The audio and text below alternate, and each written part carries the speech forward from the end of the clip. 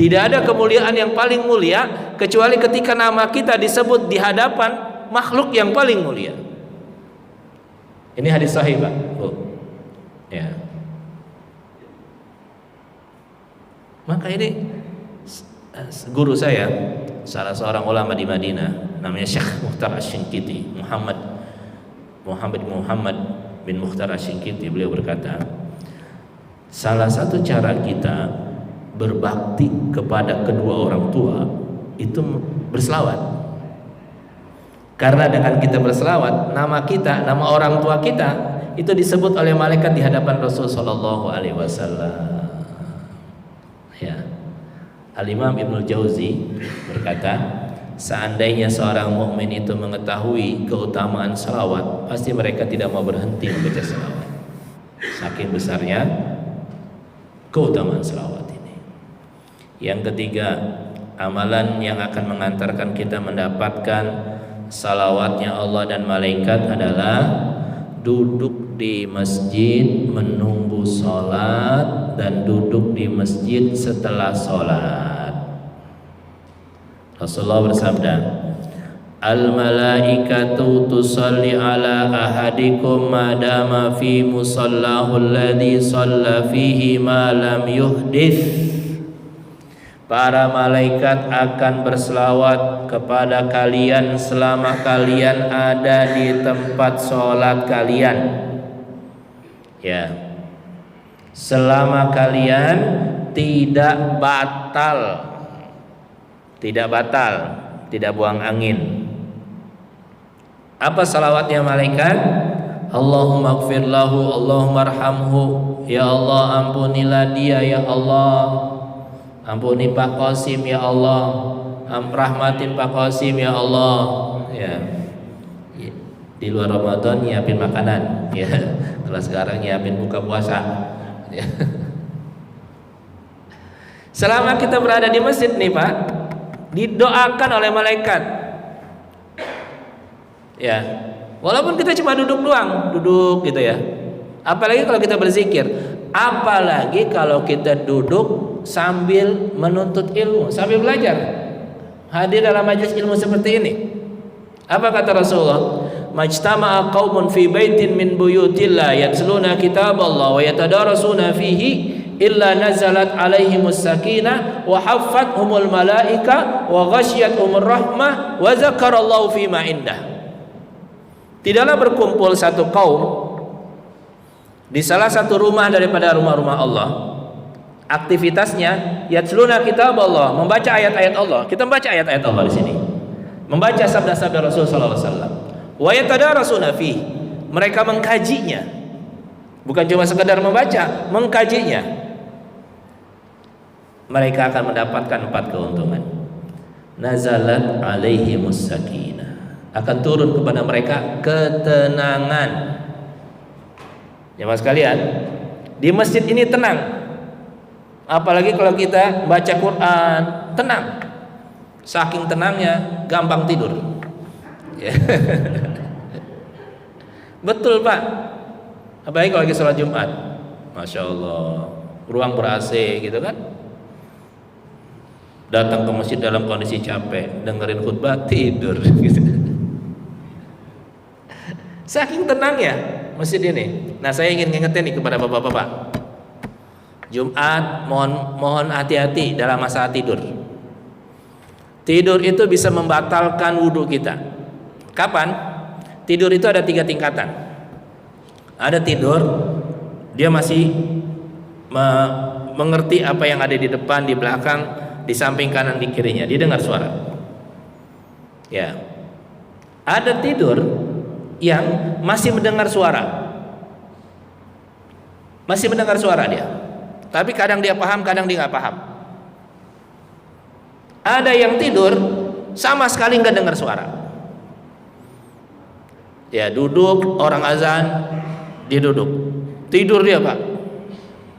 Pas bangun di masjid, payah di masjid, masa nggak ada khutbah Jumat, kata dia. Bukan nggak ada khutbah Jumat, entenya yang tidur, gitu. Tidur yang seperti ini jamaah sekalian batal. Hati-hati ya, kalau kita lagi dengerin khutbah Jumat, kemudian kita tidur dan kita nggak paham, nggak tahu apa isi khutbah. Orang kalau nggak tidur pasti dia ngerti isi khutbah, minimal dia paham isi khutbah itu secara global. Tapi kalau secara global saja dia nggak ngerti, ini batal. Apalagi kalau tidurnya sampai ngorok, gitu kan?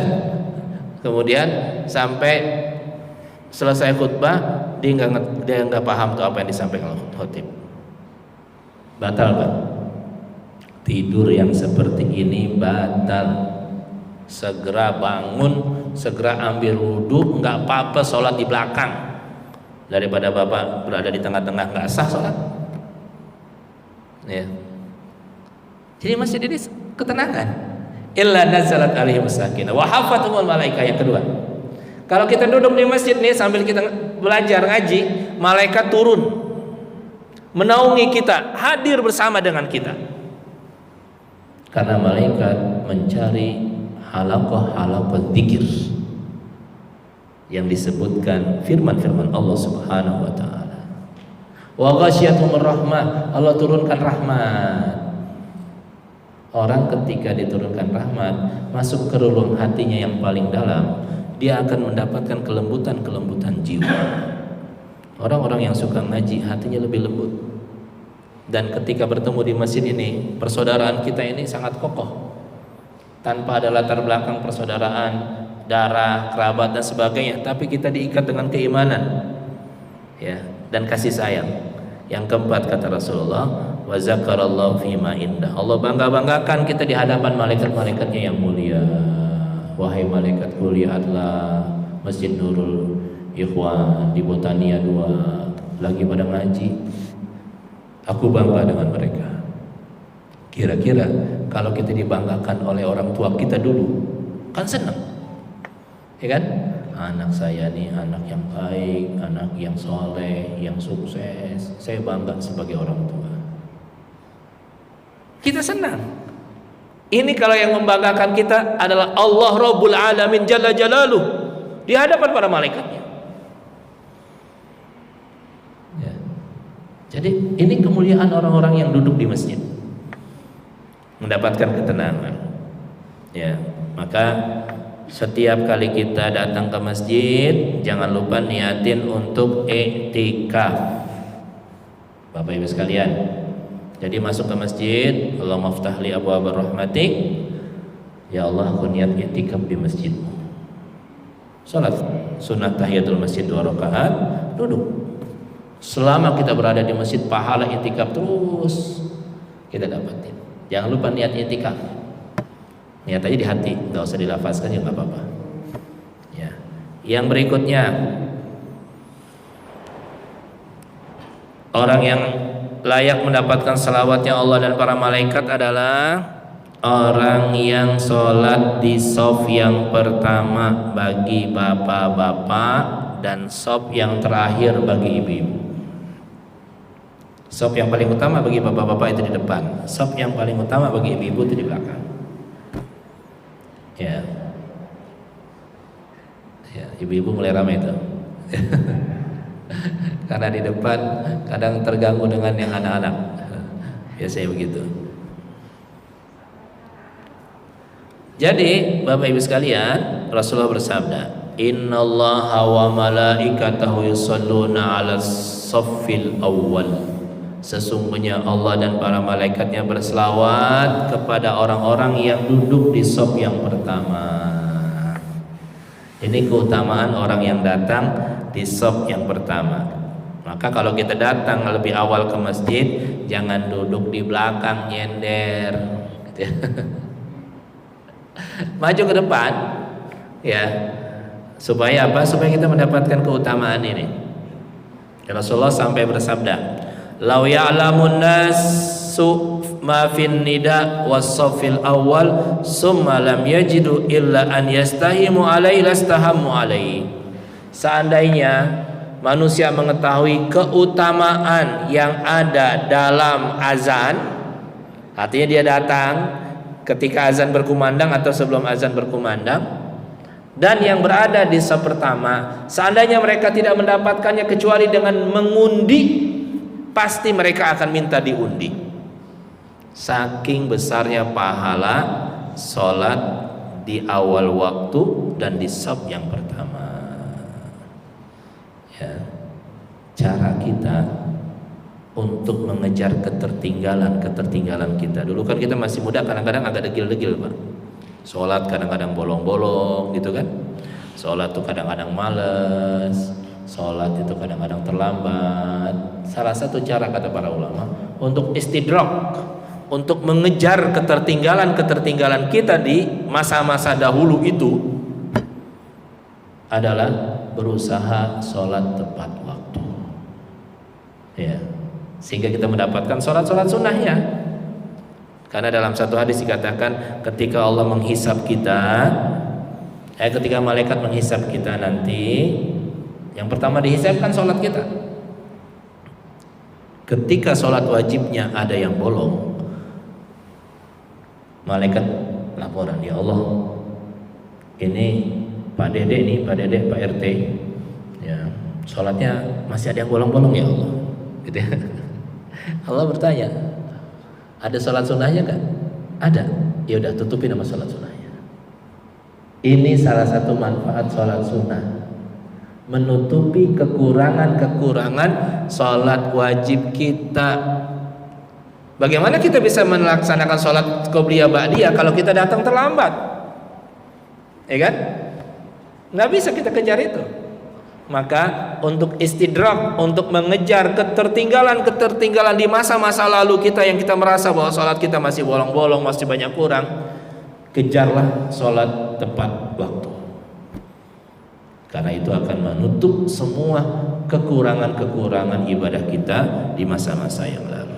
Seorang tabi'in yang bernama Sa'id bin Musayyab berkata, aku tidak pernah ketinggalan takbiratul ihram dan aku tidak pernah sholat melihat kepala orang selama 50 tahun. Masya Allah, jamaah sekalian, dia sholat nggak pernah ketinggalan imam takbir di takbir, dan dia nggak pernah melihat kepala orang selama 50 tahun. Kita nggak usah lah sebanyak ini, cukup Ramadan aja lah. Ramadan kita berusaha tepat waktu, ya, karena ini Ramadan madrasah, latihan kita. Semoga setelah itu kita bisa istiqomah sholat tepat waktu. Ya, yang berikutnya saya percepat, sudah masuk syuruk.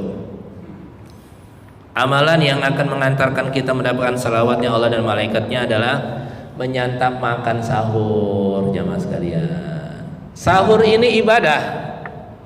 Jangan dikira sahur ini bukan ibadah. Sahur ini bagian daripada rangkaian ibadah kita di bulan Ramadan. Maka karena ini ibadah, Rasulullah bersabda, innallaha wa malaikatahu yusholluna 'alal mutasahhirin. Sesungguhnya Allah dan para malaikatnya berselawat kepada orang-orang yang menyantap sahur. Maka Rasulullah berpesan, jangan tinggalkan sahur walaupun hanya minum seteguk air atau satu gelas air, karena dalam sahur banyak keberkahan.